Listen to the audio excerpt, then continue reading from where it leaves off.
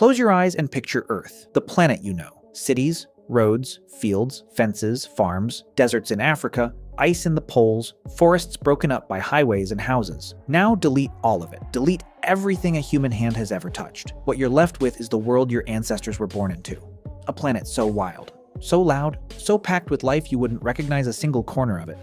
A world where the Sahara was a green savanna with rivers and hippos, where the night sky was bright enough to cast shadows, where the ground shook under animals we've since wiped off the face of the earth. That's what this video is about. Not ancient history the way textbooks teach it, the actual sensory reality of the planet when your species first showed up. What it looked like, sounded like, and what was out there in the dark. Because the world we live in today is a pale, quiet, emptied-out version of what once existed. When Homo sapiens first appeared around 300,000 years ago, the continent looked nothing like today. Start with the Sahara. Right now it's the largest hot desert on Earth, 9 million square kilometers of sand and rock. But 10,000 years ago it was green. Dense grasslands, trees, rivers, lakes full of fish. Hippos lived there. Elephants roamed through it. Early humans fished and hunted in a place that is now one of the most hostile on the planet. Scientists call it the Green Sahara. The evidence is everywhere. Fossilized riverbeds visible from satellite, cave paintings of swimming people in what is now lifeless desert, bones of crocodiles buried under the sand. What changed it? Partly climate shifts, partly livestock stripping the vegetation and altering how the land reflected sunlight back into the sky. A lush landscape slowly baked into desert, partly because humans showed up with goats.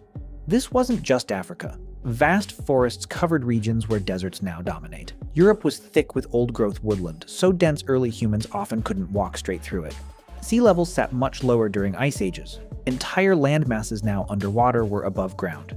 And people walked between continents on land bridges that no longer exist. The animals are the hardest part to picture, because what shared the planet with your ancestors was genuinely unlike anything alive today. In Europe, cave lions prowled the landscape. Not modern lions, 25% larger, adapted to cold. People painted them on cave walls at Chauvet in France, which means they saw them often enough to record them. Those same caves were shared with cave bears weighing up to 500 kilograms.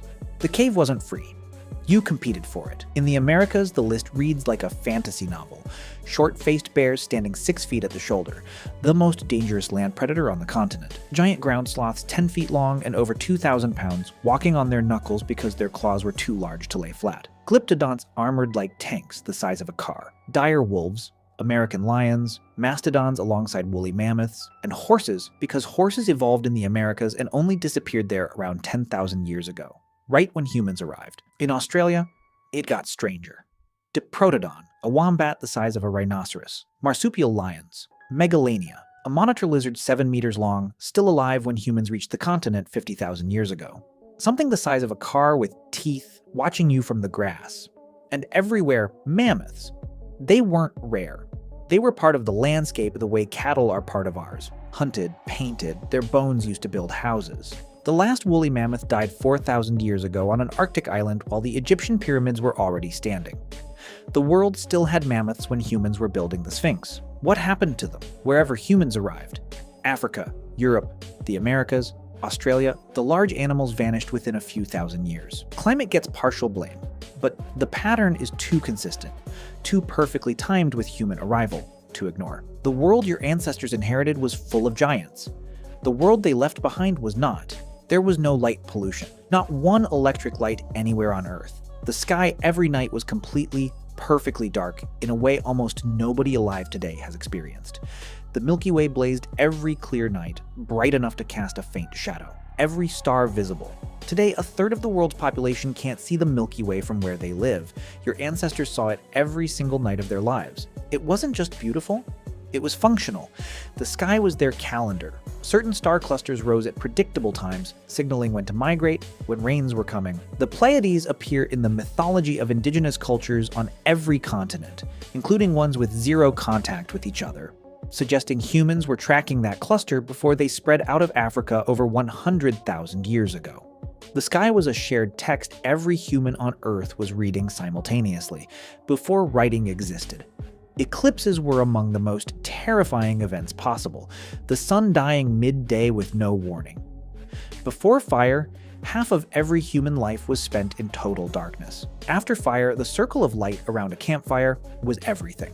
Beyond it, the night was absolute. The ancient world was loud. Not city loud, alive loud. Insect swarms that created walls of sound. Bird populations so massive that migrations darkened the sky. The passenger pigeon alone numbered in the billions. Frog choruses around every water source, deafening in warm months. Whale song carrying hundreds of miles through oceans with no engine noise to compete with. Herds so large the ground vibrated as they moved. Rivers were clear enough to see the bottom. Salmon runs so thick the water appeared to boil. The oceans held whales in populations several times what they are today before commercial whaling began in the 17th century. Here's the thing about a world that full. It was also a world that full of death. Your ancestors weren't watching from a safe distance. They were in it. Prey as often as predators. Drinking from the same rivers as animals that could kill them. Sleeping on the same ground as things that hunted at night. Every sound mattered. Every shift in animal behavior was information. Which way a herd moved, what the wind was carrying, where water was. Read constantly because missing it could mean dying. Their nervous system was tuned to that world. Ours still is underneath. The fear responses, the hyper-awareness, the instincts, all built for that environment. We just live in a world where they fire at phone notifications instead of actual predators. So what was the world like when ancient humans were alive? A green Sahara. Forests with no end, skies so dark the stars cast shadows, oceans packed with life, giants on every continent, rivers so clear and full you could feed a camp in an afternoon.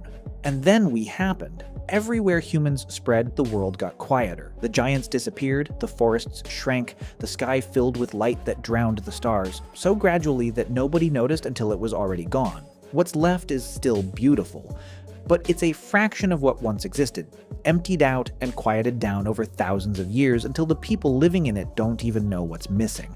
Your ancestors were born into something extraordinary. The further we get from it, the less we remember it was ever lost.